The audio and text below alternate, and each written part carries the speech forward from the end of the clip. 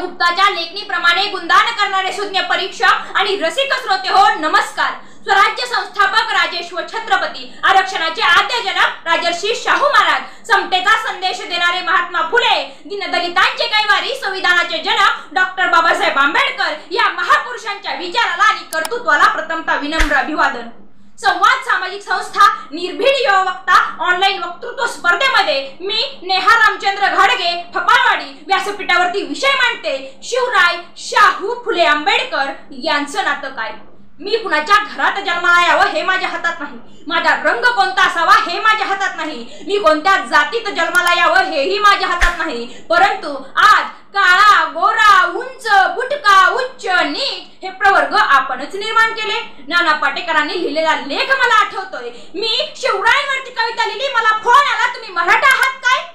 मी फुलेंवरती कविता लिहिली, मला फोन आला तुम्ही माळी आहात काय। मी आंबेडकरांवरती कविता लिहिली, मला फोन आला तुम्ही दलित बौद्ध आहात काय। मी माणसावरती कविता लिहिली, मला एकही फोन आला नाही, ही माणसं गेली कुठं। तर आज आपण स्वतःला आणि या महापुरुषांना जाती धर्माच्या विळख्यात अडकून ठेवलं आहे। हे महापुरुष एका जातीचे नव्हते, एका धर्माचे नव्हते, तरीही 26 नोव्हेंबर 1949 रोजी आंबेडकरांनी अंमलात आणलेले संविधान फक्त त्यांच्या जातीपुरतं नव्हतं, तर संपूर्ण भारत देशाचा गाडा त्याच संविधानावरती चालतोय।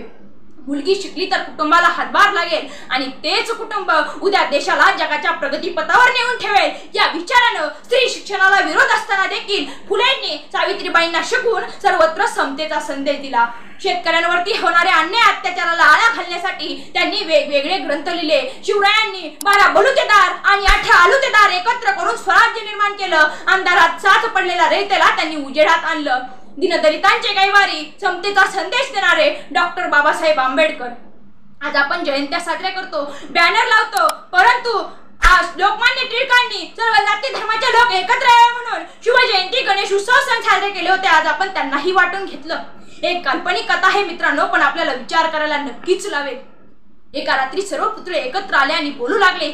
शिवराय पुढे आले आणि म्हणाले, मी 18 पगड जातींना एकत्र केलं आणि स्वराज्य निर्माण केलं, मात्र मी फक्त मराठ्यांचाच झालो। फुले पुढे आले आणि म्हणाले, मी सर्वत्र समतेचा संदेश दिला, मात्र मी फक्त माळ्यांचाच झालो। आंबेडकर पुढे आले आणि म्हणाले, सर्व देश एका विचारानं चालावा, स्वातंत्र्यात नांदावा या विचारानं मी देशाला संविधान दिलं, मात्र मी दलित आणि बौद्ध समाजापुरताच संकुचित राहिलो। मित्र हो, शाहू फुले शिवराय आंबेडकर यांनी एकमेकांना पाहिलं देखील नव्हतं। ते एका जातीचे नव्हते, एका धर्माचे नव्हते, परंतु ते एकमेकांच्या विचारांवरती चालत होते। शिवरायांनी तुकाराम महाराजांना गुरु मानलं होतं, महात्मा फुलेंनी शिवरायांना गुरु मानलं होतं। महात्मा फुलेंनी सुरू केलेली सत्यशोधक चळवळ पुढे चालू ठेवण्याचं काम आंबेडकरांनी केलं होतं। महात्मा फुलेंनी दत्तक घेतलेल्या मुलाचं नाव यशवंत ठेवलं होतं। शाहू महाराजांचं नाव देखील यशवंतच होते। आंबेडकरांनी आपल्या मुलाचं नावही यशवंतच ठेवलं होतं। शिवरायांच्या पुतळ्याचा महात्मा फुलेंनी जीर्णोद्धार केला होता, तर महात्मा फुलेंचा नाशिकमध्ये पहिला पुतळा उभारण्याचं काम आंबेडकरांनी केलं होतं। ज्यावेळेस आंबेडकर संविधान निर्माण करत होते त्यावेळेस त्यांना एक प्रश्न विचारण्यात आला, तुम्हाला संविधान निर्मितीमध्ये कोणती अडचण आली नाही का। त्यावेळेस आंबेडकरांनी ठामपणे उत्तर दिलं, नाही, मला कोणतीच अडचण आली नाही, कारण संविधान निर्माण करत असताना मी समोर शिवरायांनी स्थापलेलं स्वराज्य ठेवलं होतं, म्हणून मला कोणतीच अडचण आली नाही। मित्रांनो, रायगडावर शिवरायांचा राज्याभिषेक होत असताना त्यांचा अपमान झाला होता हे आंबेडकरांना समजल्यानंतर त्यांनी रायगडाच्या पायथ्याशी जाऊन मनुस्मृतीचे दहन केले होते आणि अपमानाचा बदला घेतला होता।